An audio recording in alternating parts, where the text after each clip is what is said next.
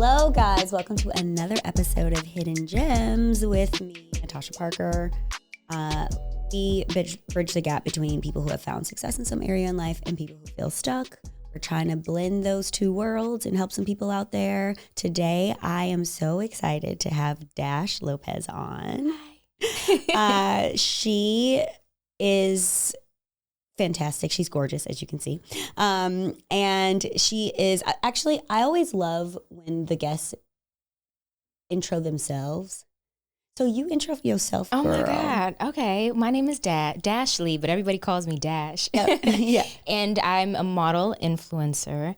And I also have my own podcast. Oh my God, I'm doing so many things. Yes. It almost doesn't hit you until you sit down and you have to introduce yourself. But I've been in the social space since I was 17 years old. I'm 27 now, so about 10 years. Mm-hmm. And I've been modeling since 2020, so 4 years, about 4.5 years now. And it's been really fulfilling. Oh. Yeah, it's been really fun. Oh my gosh, I love that. And the overview of this episode is nothing defines you but you, because that is, I think it is an embodiment of you and who you are. And so inspiring for everyone to just, so many things happen in our life that tell us, especially as women, we should be a certain way. We say, but I don't have to. I don't gotta do that. I can do what I want to do, right? We can push the envelope. We can do something a little different. I don't gotta do it exactly like that. Exactly. You know, I've definitely, through this journey, have found my voice, found myself. And it's been really fun. I mean, it's been ebbs and flows, you know? I mean, we were speaking earlier about like what it takes sometimes to show up and be front and center in this space. And you gotta, I always quote Lauryn Hill, how you gonna win if you ain't right within? Because I think that falls into all of the things that we do in the social space and entertainment and all of that stuff. Yep. If you're not feeling well, if you're not feeling sound of mind, it's going to be very difficult for you to convey a message, very difficult to connect with people. So if you aren't connected yourself. If you aren't connected to yourself. Right. So I've used all of this because I started doing all this shit for fun. It wasn't, I'm here by accident.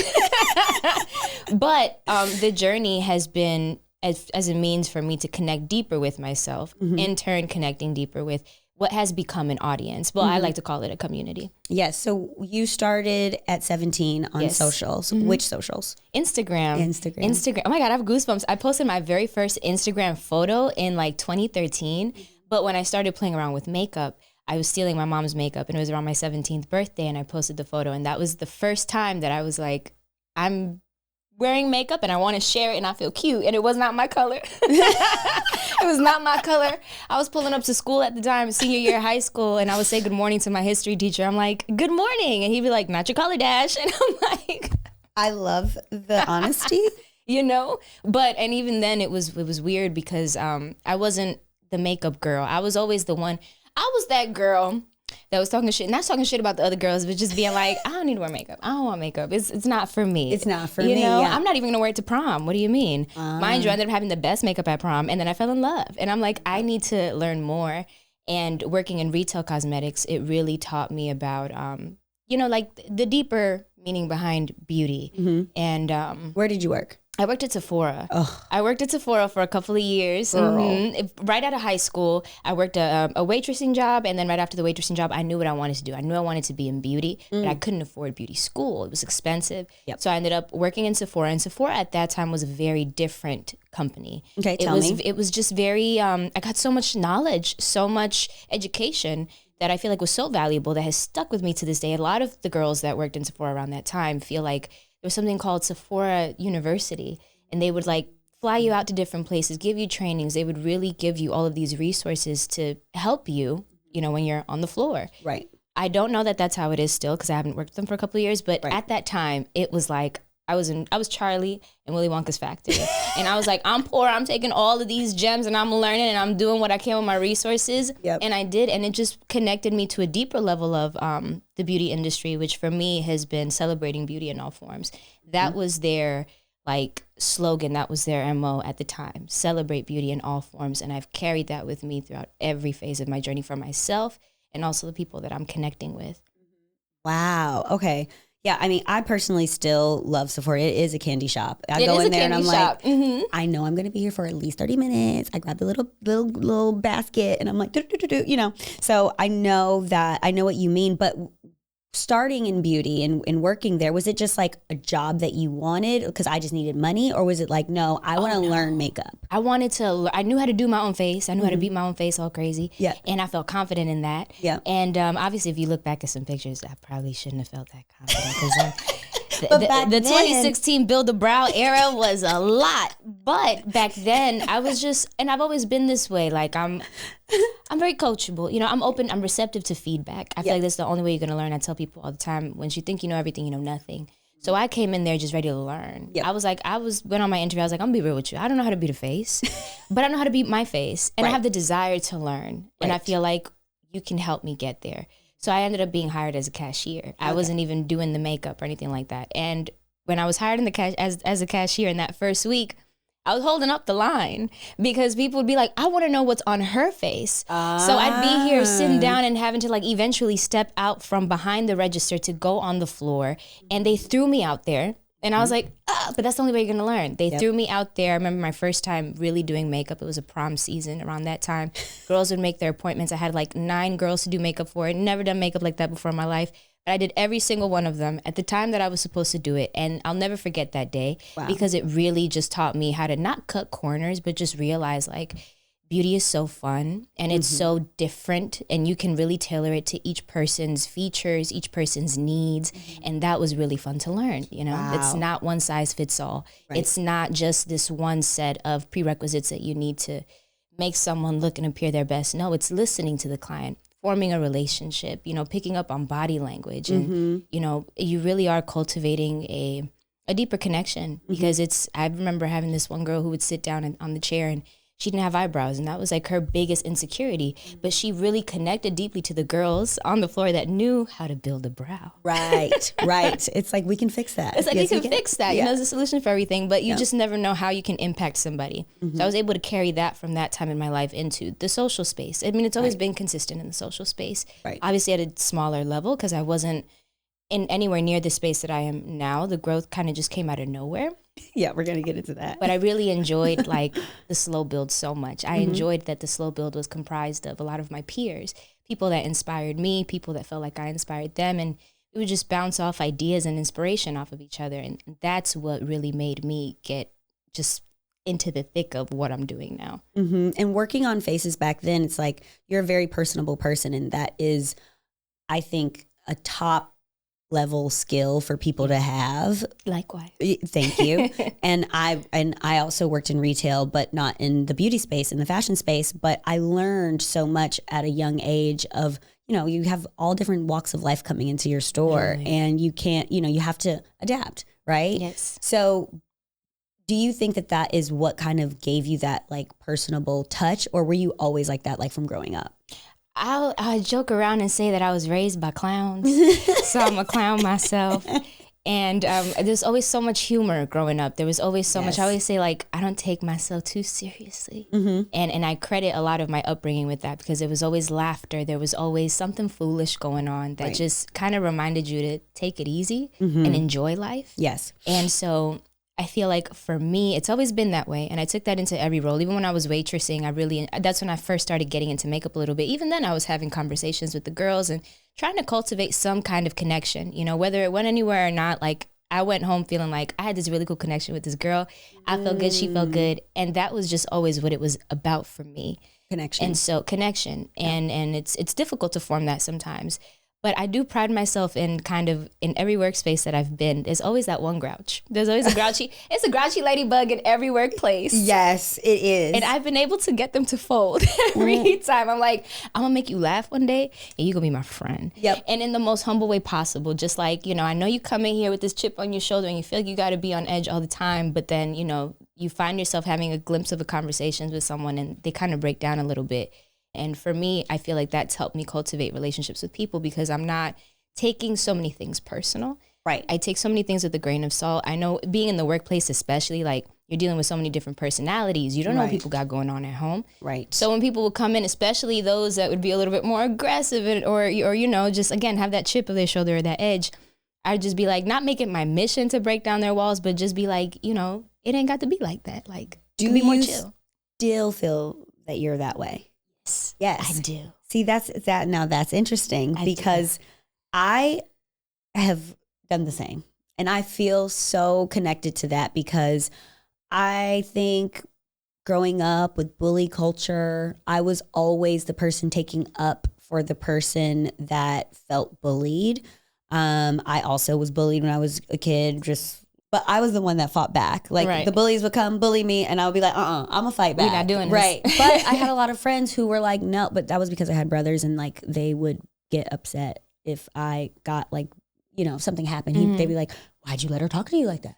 Why'd you let her do that? What you mean? So I'm like, okay. So I feel like when like, it's like the grouch person, it's not like they're trying to be a bully. It's just that you can tell that they need that like extra hug or that extra attention type of thing. And growing up, I always gravitated towards those people who needed that extra hug or that attention. But what's interesting is now, no. If you want to be grouchy, you go be grouchy. I feel that. So that's why you were like, are you still like that today? Because I am still like that today, but I do have a much better handle on reading the room, for example. Like if you're just flat out mean and you just have this really poor energy, like I'm not going to gravitate towards you. But if you could tell sometimes, I mean, through conversations that you've had with people, through people in your own families, especially women. Like, you can tell when someone just needs someone to be a little softer to them that day. 100. Sometimes we put up this tough exterior as a means to protect ourselves. And I think sometimes it's nice to have that gentle reminder of like, it's a safe space. You don't have to, be on guard with me. Like it's calm, Right. And I will say certain people, no matter what they look like, you get judged. It's just human nature. It's something that happens. And I think that someone could look at you and be like, oh, she's so pretty, and kind of get intimidated or like think that maybe you're bitchy or something like that.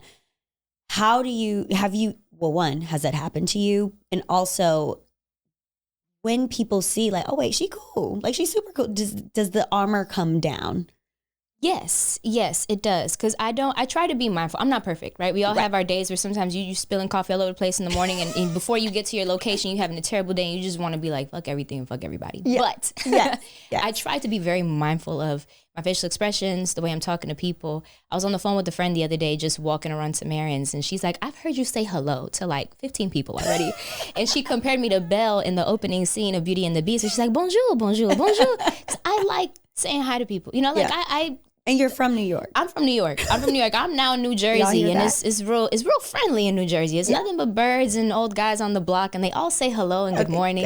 Good. In New York kind of molds you into this tough cookie that kind of makes you be like, I'm gonna mind my business unless someone needs help carrying their baby carriage down the stairs on the subway. Right. But I try really hard to remember that, like, I feel good when someone wishes me a good morning. I feel good when I feel cute in my outfit and someone acknowledges that. Not that I dress up for that, but if you see someone in the street, they could be huffing and puffing and running to the next location and feeling angry or whatever, but she's wearing a beautiful blue skirt and you just let her know she's wearing a beautiful blue skirt. And it brings her to a moment where it's like, oh, wait a minute. I'm angry right now, but I look good. Yes. Like little things. It doesn't have to be a very elaborate conversation with someone, but I've really made it a point, especially like sitting on the train or sitting on the bus, there's this unspoken like affirmation that we give each other. And sometimes pre-social media, it was hard to get acclimated to what that nonverbal affirmation was. Like, do you fuck with me? Do you think I'm pretty? Do you think I'm cool? Or like, you not like me, Right. So now I think the best way to break that is to just simply be like, girl, I love your hair. I love this sweatshirt. Where'd you get it? Right. Even if we never speak again, but I just left you with a glimpse of positivity. Like sometimes people need that. Yeah. And sometimes I need that for myself too. And you definitely get what you put out. Yes. And that's a gem for sure, because people, especially in this city, and obviously we live here, so this is our little bubble, but any and everywhere, no one knows, especially with all the madness that's happening in the world. You don't know how people are affected. And I feel like a lot of people are on edge. 1,000%. And just a nice, whether they're receptive to it or not, I always say, just because you give something doesn't mean you need something in return. And even me or you giving someone a nice compliment, that is just beauty being put out into the world. And someone somewhere is going to catch it. Even if the person next to them was like, oh, that's nice that she said that. You know what I mean? I was thinking that too. Like, that is a nice dress. That is you know what I mean? It's all an energy and it reverberates. The negative reverberates and it attaches onto us, but also the positive does too. For sure. And being in the social media space, we see how viral negative things go so quickly. And even with my podcast and with my page, I really try to be, like you said, no one's perfect. And there are days where I'm like, I don't want to get out of bed or whatever. But I do sometimes feel an obligation to put out this positivity only because the world is so negative. And I'm fine with telling my audience, yeah, I had a bad day today, but tomorrow gonna be better. Yeah. Period. You know what I mean? And like putting that positive loop on it because I am a half full type of girly. But do you find it like, putting out your authentic self, if you are not having a great day, are you telling your audience that? Or are you like, I'm gonna go black for a few days and, just be with myself and I'll see y'all tomorrow when I'm happy again? This is a good question. This is a very good question because, again, a lot of the social stuff catapulted out of nowhere. And around October-ish, around there, I was in a space where it was just my peers on socials. It was literally just my peers.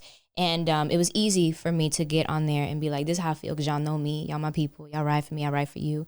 And I've never lied to you. And you know me in real life. Right. So, and I'm very appreciative of that phase in my life because, and still am, because it just really taught me to, not put up a facade because you don't have to. And you don't have to share anything that you don't want to. And it's okay to open up about being in a tough space. You don't have to get down to the nitty gritty of what's going on. I think just a simple acknowledgement of I have this negative emotion because I'm human and I'm feeling it. It just lets somebody else know that it is okay to feel these things, even if you do feel like you have to be on your P's and Q's today. But as of recently, I've been navigating it a little differently. Not that I was quick to run on socials and talk about it, but it was not something that I was thinking about so hard. I was just pouring my heart out. But I have learned to be a little bit more protective of my energy, protective of my emotions. I'm someone who feels a lot. I have so many feelings. They demand to be felt all at once. I cry so much for everything. And I know that about myself. That doesn't mean I'm unhinged or, anything wrong. But people can take it that way. I remember I made a social media milestone and I opened up about it and I was so grateful. I cry when I'm happy and I cry when I'm sad. And I was like baby crying because I was so happy. I was just like, thank you for allowing me to do this. Thank you for your support. And pouring into people sometimes makes me very emotional, Yes. And so I had a couple people reach out and be like, are you okay? They were like, you need help? Just because I'm crying. I could have said the same thing without crying and it would have been like, we fuck with you, Dash. But because I was crying, it's like some people exhibited some concern and I'm just like, you don't have to be concerned. I'm feeling my emotions. It is perfectly normal for someone to sit here and feel their emotions. And it's not like I'm sitting here like, because people be like, how do you cry? And then be like, I'm going to film. No, my thing is I'll be filming, talking about something. And then I'm like, great. And it's like, what am I going to do? Right. A lot of what I'm saying that I'm feeling is in the thick of me sitting here blubbering. So I got to show that to you because that's what's going to get the message across. And but people were just hung up on the fact that I was crying. Yes. And they were like, are you okay? Yes. Do you need help? Yes. Do you need me to hold your hand? And it's like, I'm perfectly fine. Yep. I cry when I sneeze. I cry when I'm happy. I cry when I'm sad.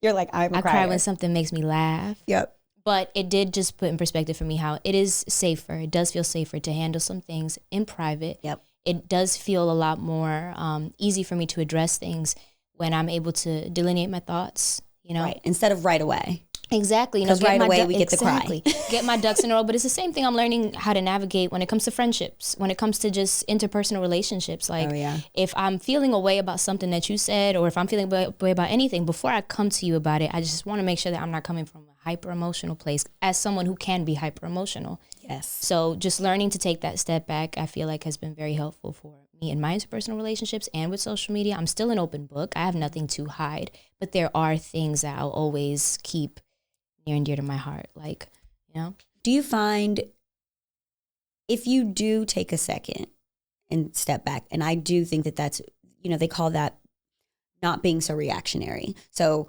something happens, right away, right? Mm-hmm. And then, like you said, you get the cry, whatever. But when I do take a step back sometimes for myself and maybe other people out there, if I don't think about it for a while and then now I have to address it, or, maybe something happened with a friend or with a guy or with a family member, whatever. Now it's like, okay, it's been a few days. I got to address this now. I am also a very emotional person. I'm an Aries. What's your? I'm a Libra. Libra. Okay. Your birthday just passed. It just did. Happy late birthday. Thank you. And I am sandwiched in between water, Cancer and Pisces. But so there's lots of like, but I will get, a lot of times something will happen and I will get hot and then I'll be like, okay, I'm going to take a moment and get unhot. But then if I think about something again and then I get hot again or emotional again, and sometimes that happens because now this thing is an emotional thing for me. Do you find that step back helped you create what you were going to say?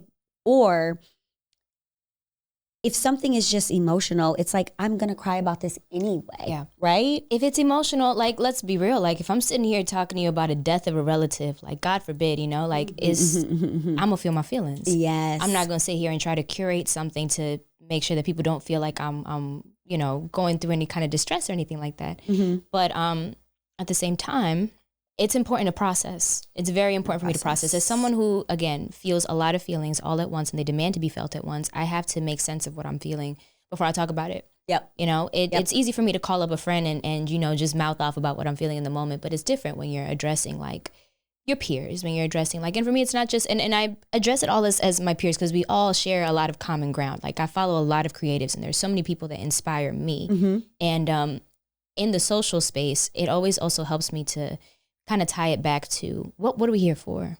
Right. Like we're here to teach. Yep. We're here to inspire. We're here to connect. Mm-hmm. And sometimes the real ass things that happen in life make their ways into, those topics and all that stuff. Yep. But I've been really good at kind of like giving parts of myself without giving my entire self. Cause you still got to have some things. I mean, I feel like being an influencer, people feel like you got to put your whole life on display. That's not the case. You can absolutely sit here and yes, give highlights and still be real about the shit that you go through, but as a means to like still protect yourself, protect your peace, because you just never know who's leeching off of your energy. You never know who's preying on your downfall. And I don't give those things, a lot of power. No weapon formed against me shall prosper. We believe in God. Yeah. But like, yep. It's just something to keep in mind when instilling that balance. Like, what's a need to know thing?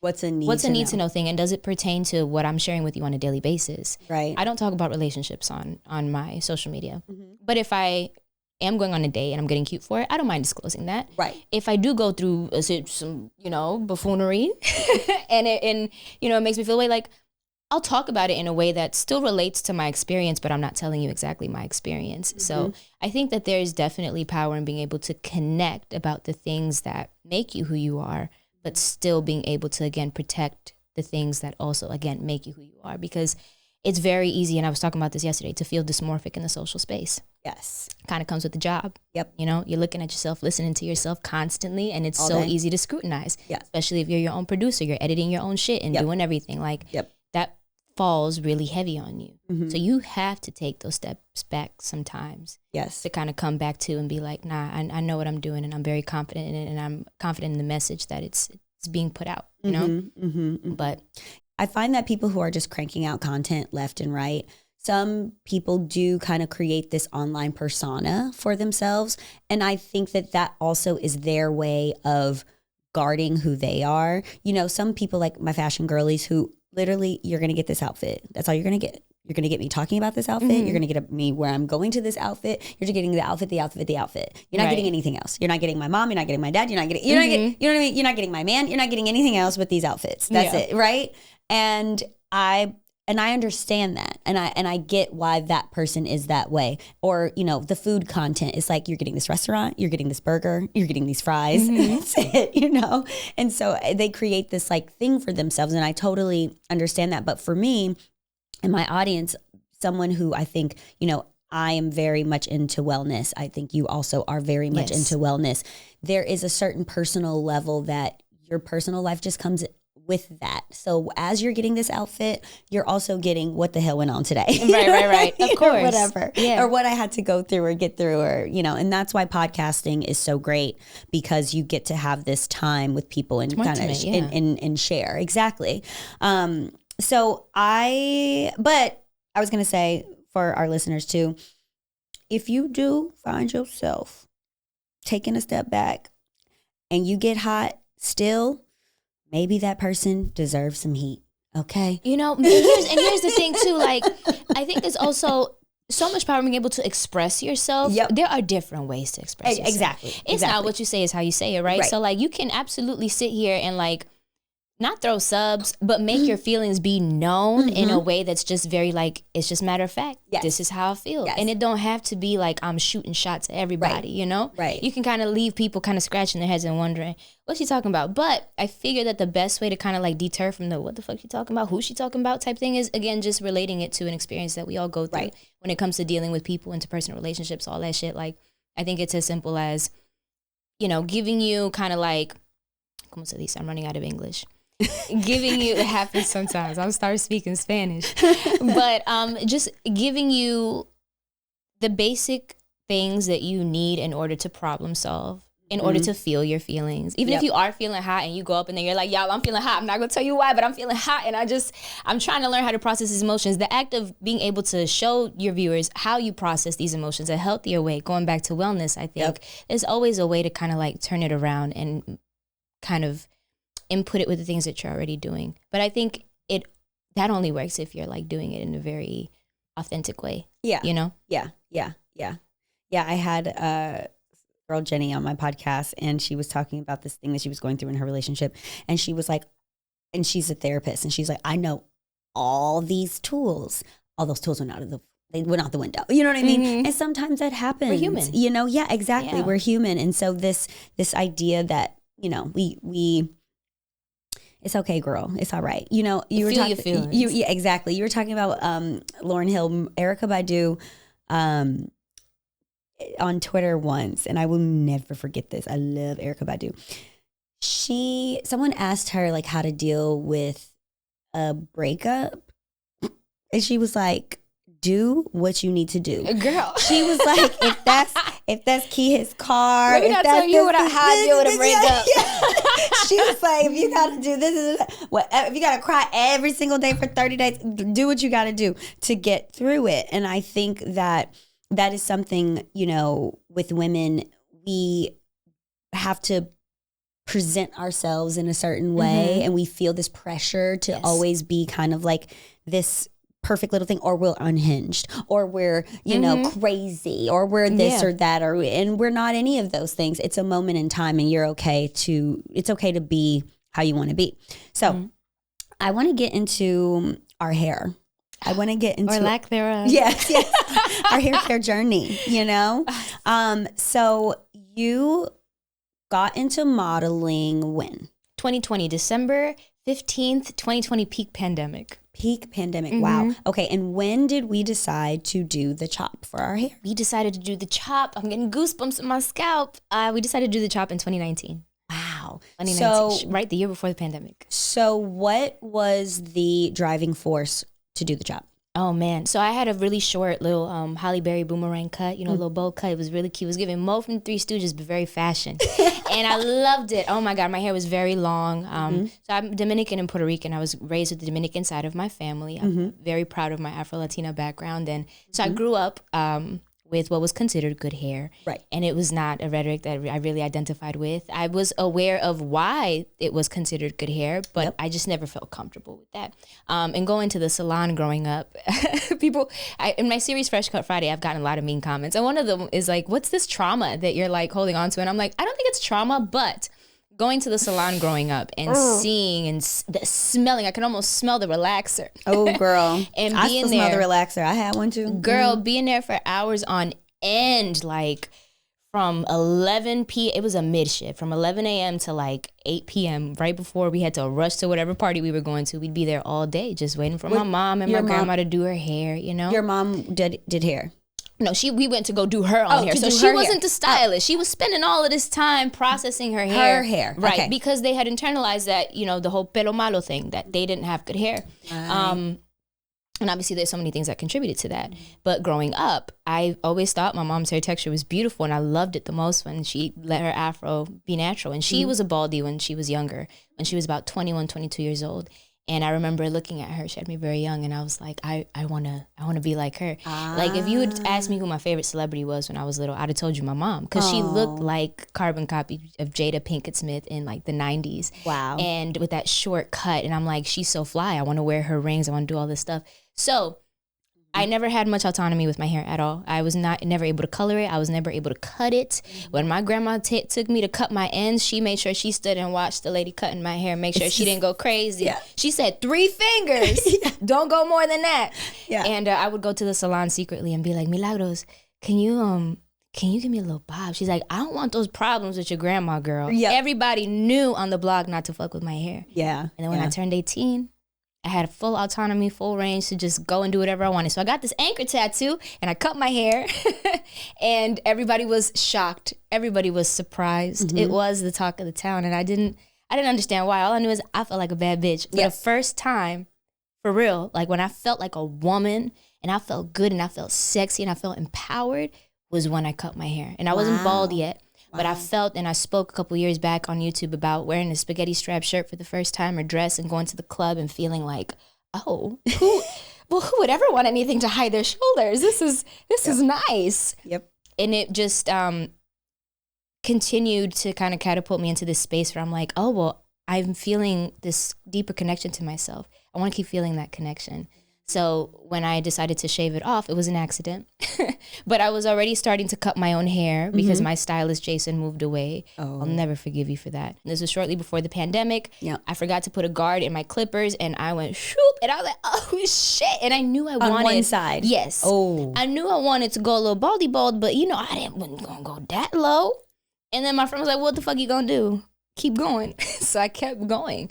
And I felt so like, it was a whole new, my head felt wet and cold, and it just felt great. And I that first beat after I cut off all my hair, I was just like, oh, where we going?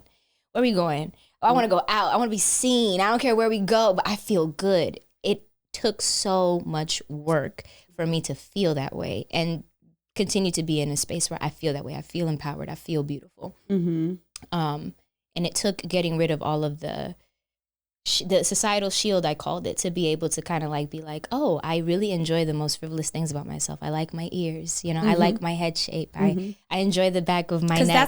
But that's a risk, though. The head shape is a risk. The head shape is a risk. It is a risk. Because we don't know. You don't. But that was the beauty of it. And what I always encourage people, when they're like, I want to do big chop, but I just don't know. I'm like, well, it's hair. Yep. It grows back if you wanted to, some people don't have the choice, but it's also why it was so important for me to really hone down on this idea of, hair doesn't make a woman, because so many people don't have the choice. Right. So many people in my own family, friends who have struggled with this idea of getting rid of what they have been told equates to femininity.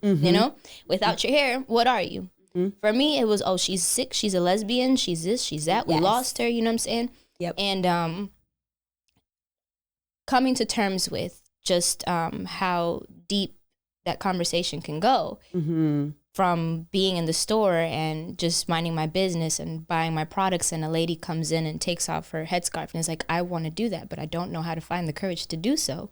It makes you realize just how powerful it is. And people have asked in Fresh Cut Friday, men particularly, well, how is a haircut fucking powerful? And it's like, well, when you don't have the choice and it's stripped from you to be able to make these choices, there's a journey that happens there of self-acceptance, of self-love, and that journey looks different for everybody. And while I made this choice and I feel fabulous about it and I never want to go back, it's made me really highlight those key points when it comes to what makes a woman feel beautiful, whether you have hair or not. Right.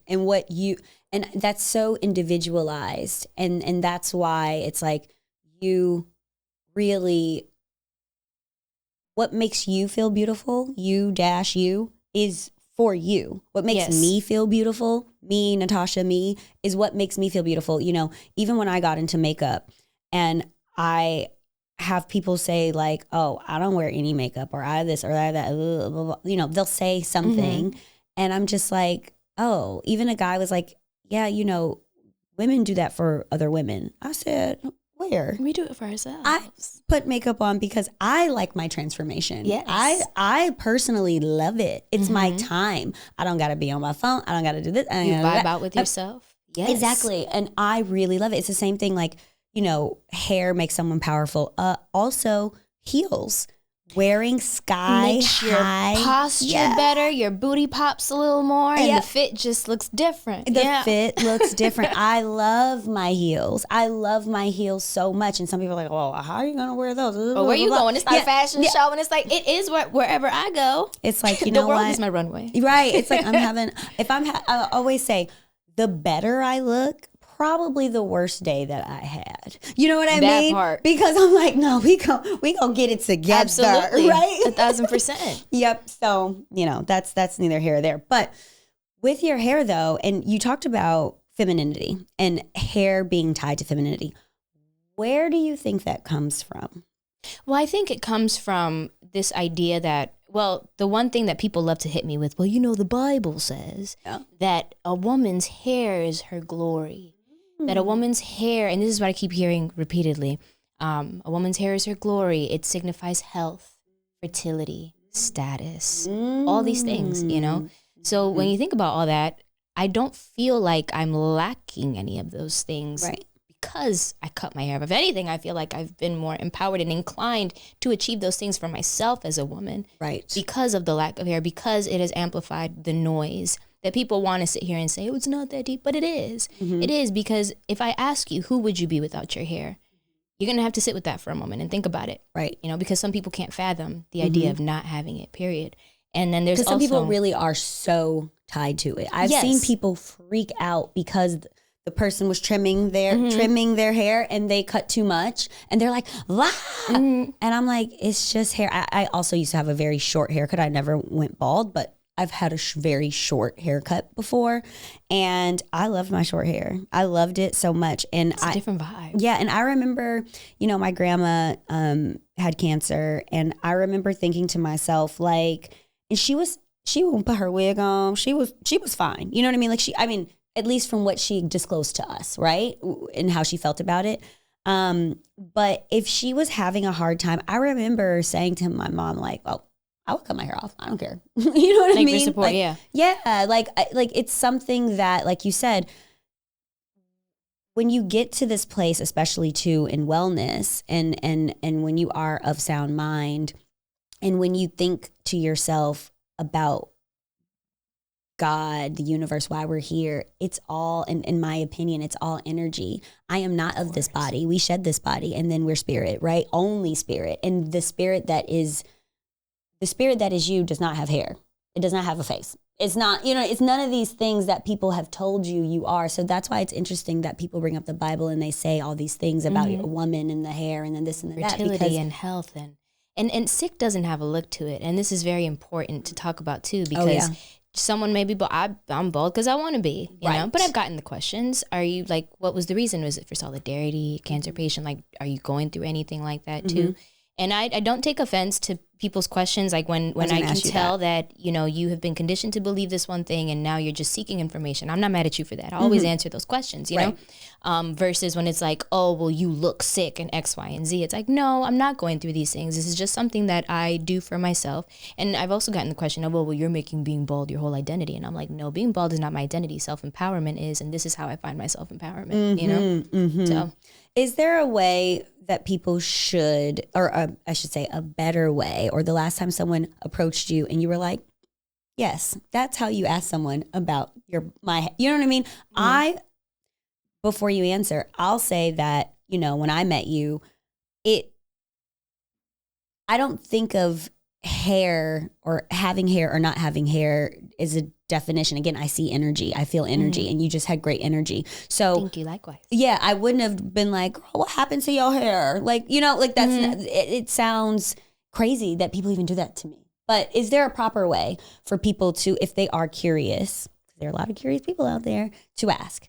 I think it's as simple as, like, you know, someone asking you like, oh, that's a great tattoo. Like, what's the story behind it? What's the story behind it? I always appreciate when people ask, like, what's the story? What's the story behind it? You know, coming off immediately out the gate being like, oh, you must have done this because of X, Y, and Z, right? And it's like, no. You want the opportunity to learn more about me and understand me a little more, and I appreciate that. I'll give you that, you know? And it's really, so when you think about like just the foolishness people come up with, like it's that simple. What's the story there? Yeah. What made you do X, Y, and Z? Right. And that's great advice. And I think, again, that's a gem in the sense of if you're curious about anything, I always talk about, so I have a scar on my face and I hardly talk about it because I do wear makeup and a lot of times people don't even see it. You don't notice it? No, I noticed it till you pointed it out. Right. Well, so when I'm somewhere and I don't have makeup on, you can see it a little more. And there's people that I've only seen with makeup on and then they'll see me and be like, oh my God, what happened to you? What? And I'm like, what? Because I've had this since I was like 5. You know what I mean? Yeah. So I'm like, what? What's going on? It's because I don't even think about it anymore because it's just a part of my face. But again, what's the story behind that? Even for people who have scars, it's like most of the time it's not a good story. You know what I mean? You know, yeah. So it's like, even then it's like, treading lightly. And I'll just say this for anyone out there. It's like your curiosity sometimes isn't as important as that uncomfortable feeling that you're going to make that person feel. Yes. Or, you might end up feeling if they tear your head off. You know what I mean? For 1,000%.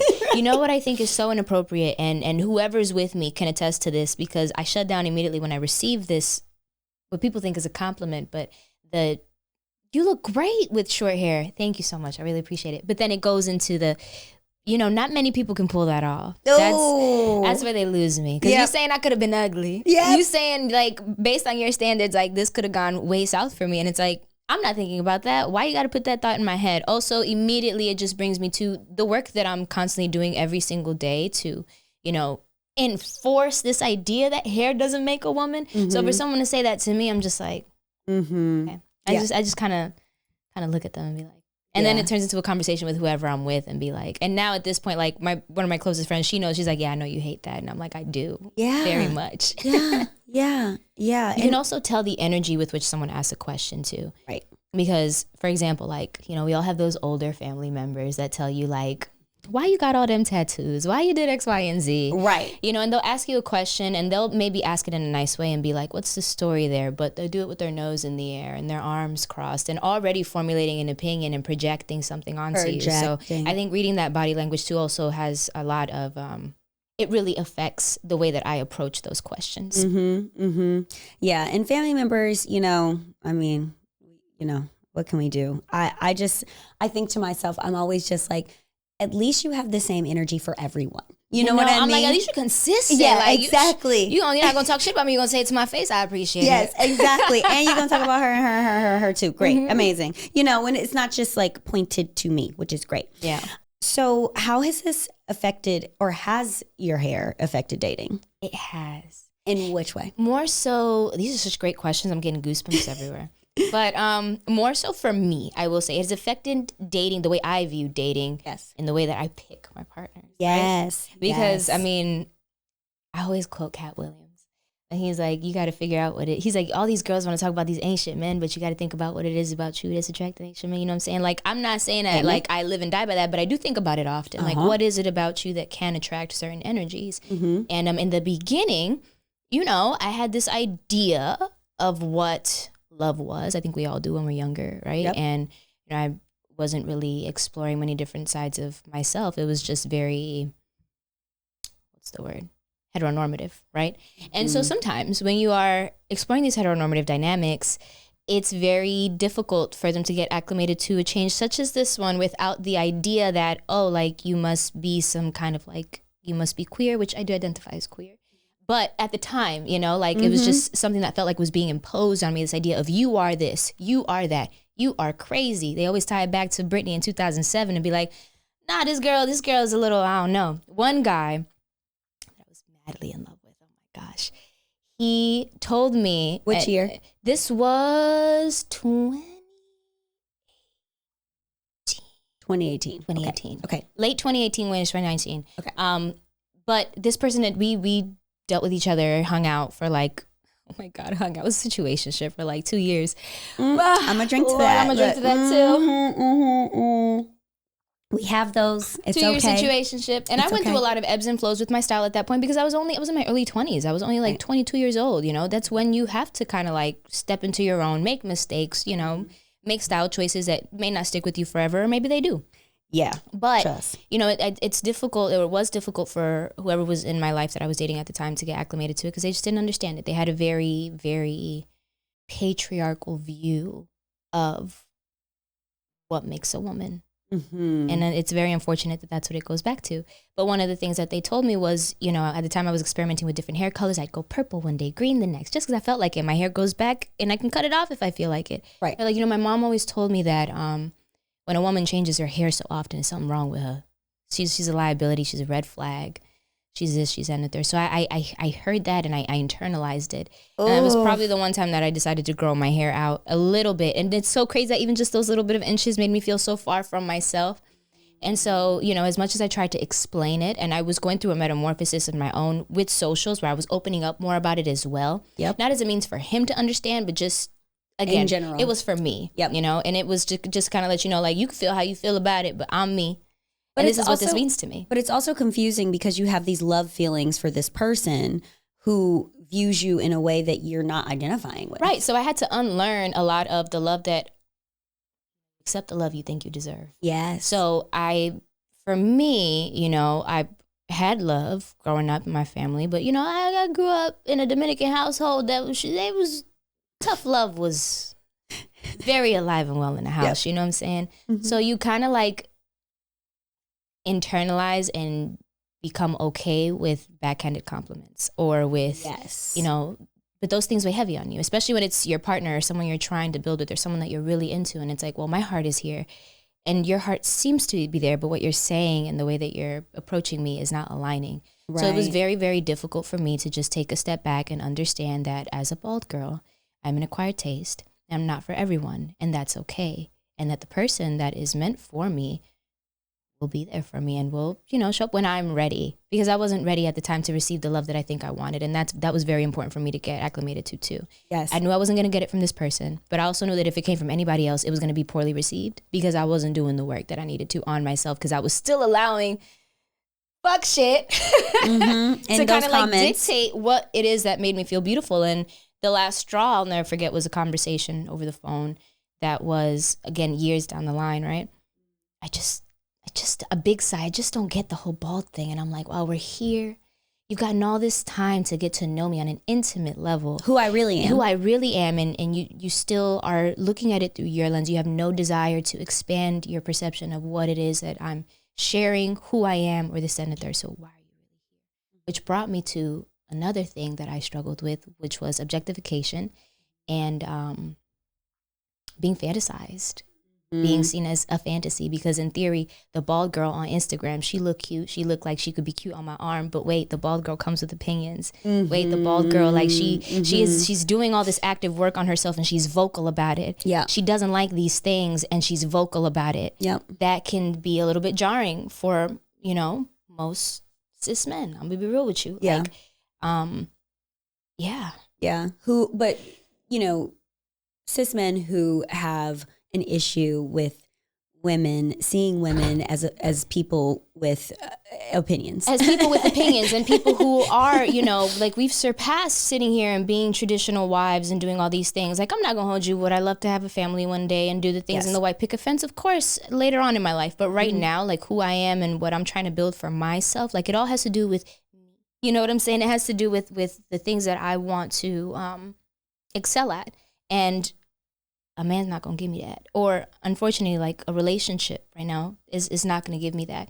But it was hard for me to get acclimated to that when I was younger, because I'm like, no, like I love and I want my person and I want to feel it every day, but I wasn't feeling it because I wasn't giving it to myself. Right. So I just now like started getting comfortable with being single and being in a space where it's like, well, you can't tell me shit because I've done work on myself. Right. To believe that I am the shit. So whatever you feel like you have to project onto me is a bigger reflection of what you got going on. That has been the biggest learning lesson for me. Because, Lord knows I've been through some bullshit I didn't need to go through. Oh, but then you realize it's like, well, you know, whatever this is that you're throwing at me, it is a projection. Oh, 1,000%. Right. I also want to emphasize too, like not all men are that way, you know? And I want to specify that it just taught me how to switch gears in terms of what I was receiving, how I felt about it. I started paying closer attention to how I felt about certain people. And I learned that it just takes a man, if we're talking about men, right?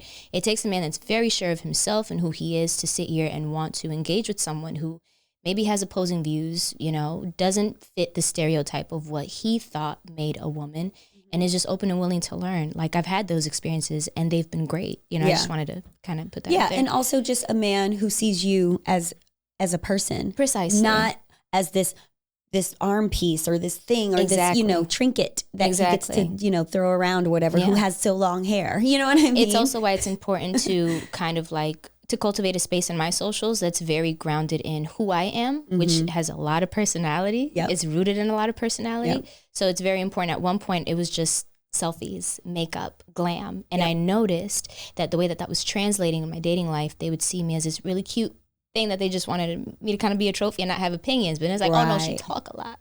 Yeah, she do. So if you don't want to deal with it, this is your time to leave. But and some don't. What does working on yourself look like? What are the tools that are in the toolbox now that you found that have helped you? Oh, it's not linear. It's definitely not linear. And it is an ebb and a flow. Not every ebb gonna flow.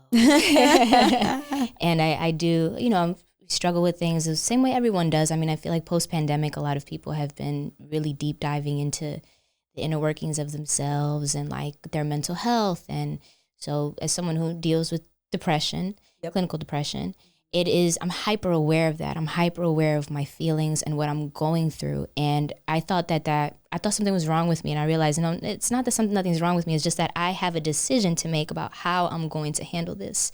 Yes. And that's what doing the work looks like to me, because I can't sit here and tell you and to give you a list of things. Like I could tell you, oh yeah, I put the diffuser on at night and, you know, aromatherapy. I love bubble baths, but it's so much deeper than that. It's an inner monologue with myself that never stops about how I'm feeling about certain things in my life. You know, taking a mental inventory of the people in my life. Yep. Are they showing up for me? Am I showing up for them? Yep. You know, am I doing things that are consistent with who I am? And that's what has always carried over from my personal life into socials as well. Whatever I'm posting, whatever I'm doing, does it align with who I really am? If it doesn't, I'm just not going to post it. I'm just not going to do it. I'm just not going to talk about it, right? And it really is just a day-by-day thing. Because you never know. We're so stimulated by so many different things. You could see something online that could be stressful. You can deal with a real-time situation that can be stressful. And I think in this phase of my life, it's been all about processing, understanding where these things are coming from, understanding, you know, what are the controllables and the non-controllables, you know, the uncontrollables. That has made a world of a difference, because I do have anxiety as well. And I'll sit here and marinate on all of the things that I should be doing, all the things that maybe should have been different. The tiniest, most minute thing, maybe an embarrassing moment you had when you were 7. Who thinking about that? Who all thinking about that, you know? Yeah. But, you know, it comes up. Coming to and understanding like, well, why am I processing these things now? You know, it's the goal at the end of the day is just to understand myself a little more so that I can in turn understand others. Yes. You know? Yes. And that's really what's been helping me process my shit, because we're all going through stuff. So like I've learned through the years how to have a conversation about what we're feeling, but not unload, you know, how to, you know, yes, be engaging and talk about yourself. Ask effective questions, you know, get to know people's experiences. Step out of your bubble and remind yourself that there are people that, not as a means to undermine what you're going through, but there are people that are going through real ass shit, you know? And it helps to speak to people that are going through real ass shit and understanding how they navigate these things in order to come back and be like, okay, not as a means to be like, oh, I have it better or I have it this and the third, but just as a means that's like, this tool that this person used could be very beneficial for me in this space. Yeah. And it's happened many times. It's why I'm totally okay with reaching out to a friend if ever I need help, which is a part of my process. Call my mom. I do go to therapy as well. And therapy has been, it's like dating. It's trial and error, you know? So I'm currently shopping for a new therapist, which is tough. But having these outlets, be it creative or be it, you know, in a clinical sense, that just help you get to the next phase in your life in a way that's very, I don't like the saying, but it's the truth, the only way out is through. So in a way that helps you get through it, because you're not going to sweep it under the rug. You're not going to build a bridge, cry river, and get over it. Like, that's not how it goes. You have to feel it. And if you don't feel it now, you're going to feel it tomorrow or the next day or years from now.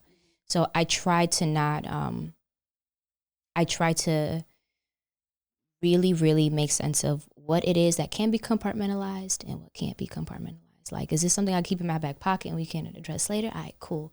But historically, sometimes those things that need to be addressed in real time, it always overflows, you know, and that's also been part of my process, facing shit head on, having difficult conversations with myself and with others head on.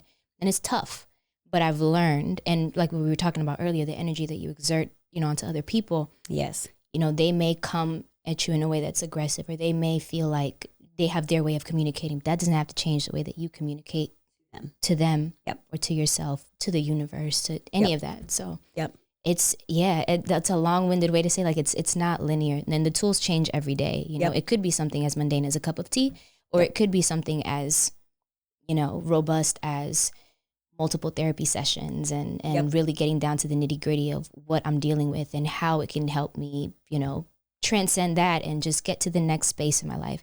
Shit's always going to happen. Mm-hmm. Shit's always going to happen. And not that I'm preparing myself for the worst, but you have to be aware that the things you have today could be gone tomorrow. You have to be aware that the people that we love could be gone tomorrow. So cultivating, I think, those relationships. Cultivating also an environment that's rooted in gratefulness for every phase of your life, even when shit is not going the way you want it to, which is the title of this podcast. Right. It's really what helps you get through it. Yeah.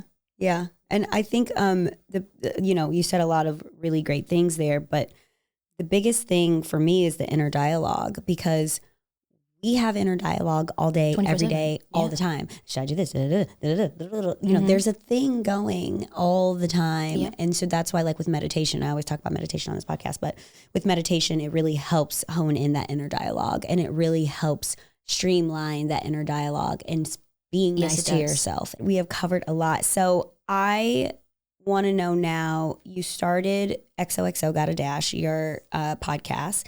There are a few episodes on Spotify. Yes. And they are great. Thank Short, you. digestible, get in there, you know. And so what's next for you now? We're modeling, we're social mediaing, we hit a milestone, we're over 100K. And what's next?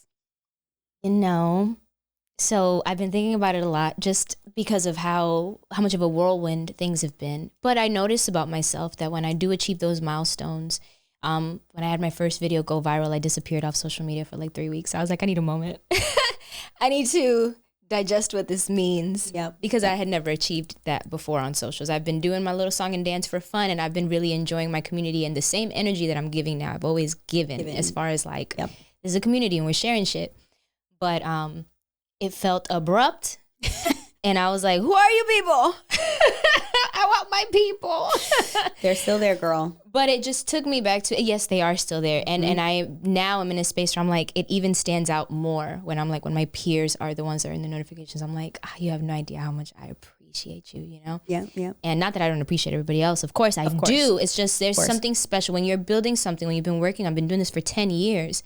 And people see it kind of like catapult from one day to the next. It's like, there's been so much work, so many relationships that have been built in this little space of mine that I really want to nurture, you know? So that's always going to be top of line, continuing to nurture that environment, continuing to grow. And I always say with socials, like, it's not, I think it's okay to like build a persona for yourself, but I never want to be a caricature of myself. I say that all the time. So it's like, I don't take myself too seriously. Yeah, I be a clown sometimes, but it's like, but that's really who I am. It's not a role. You know, this is, it's not a show. This is my life. Yeah. This is my life. And what I'm sharing with you is what I want to share with you. And it's always going to tie back to the modeling, because I'm always going to bring back, you know, those real-time experiences and how insane it is to even be in this space as someone who grew up with barely any resources, but is now here. It's like, how did we get here? And that's where I am right now. It's how we can continue to nurture this space, grow this space.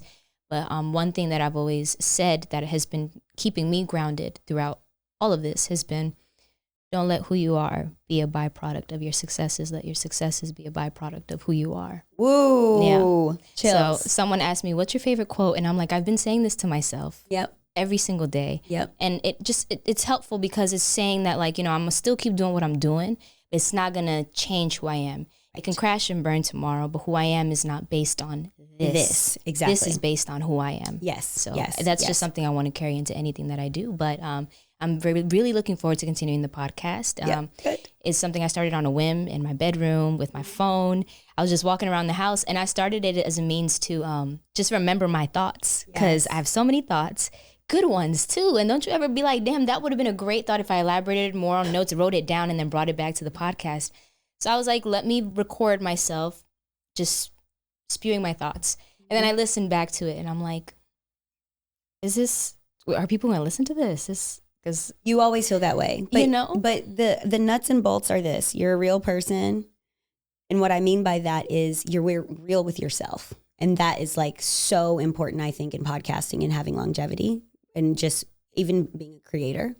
Also, you have an amazing voice. Thank you. You have a great voice, right? Likewise. So that is like listening to your podcast. I'm like, okay, yeah, this is great. You know? So, you know, that's where we start, baby. That's it. Of course. That's where and we start. I enjoyed that feeling of kind of like starting back at square one, and like, you know, even if I do decide to do YouTube again tomorrow or something, it's just, it's a rebuild in a sense. And I feel like wherever I go from here, I'm excited to take the tools that I've learned to just, you know, strengthen the shit that I need to strengthen on a production level, but still keep it consistent. I really appreciate the reception to the things that I've had to share. And I want to just continue to share the shit that matters to me, because I know that there's someone out there who's going to resonate with. I agree. Well, for anyone listening to this, there were lots of gems that Dash dropped for us about how to really define yourself. And I think when you learn to define yourself, you stop letting other people define you. Of course. And also anyone trying to get into the social media world, she just went viral. She's been doing it for 10 years. 10 years. It's a slow build sometimes. Is a slow build. So don't get it twisted. Stay consistent. Don't get it twisted. Stay consistent. Wait, that rhymed. Yes, don't get it twisted. Stay consistent. Like, you just never know. And the day, I'll never forget, the video that went viral wasn't even like makeup. It wasn't makeup. It wasn't related to anything. I was on a whim about to go to my mom's house. Yeah. I was about to throw in the towel with social media, let me tell you. I think I know which one this is. With your grandma? Uh-huh. With the sweater and the grandma? Yes, the doggy sweater video, right. So it was so good. I was about to go to my mom's house stressed out, looking at Instagram like, oh, what am I? I'm done. I'm tired. I can't do it anymore. I have nothing left in me. And I was just like, this is funny. And my grandma's going to be mortified if I post this. So I ended up posting it. She was mortified about it. But then she was like, oh, she was happy with the impact. And we talk about it a lot. And other videos have gone viral since then. But we talk about that specific one. And I always tell them, like, thank you for, you know, being cool. Thank you for being cool and for having a helping hand and kind of making that dream come true, you know? Yeah, and anyone with a dog is like, hell yeah. And also, like, it was something that was on a whim. I wasn't thinking about it the way that I curated all my other stuff. And so it just taught me that when it feels right, it feels right. When you want to share something, just share it. You know what I'm saying? And it's okay to laugh. And it doesn't all have to be so curated all the time. Yeah. People appreciate that. That was a great video. It was so funny. Thank you. It was really good. We'll have to like repost it or tag it or something. It was hilarious.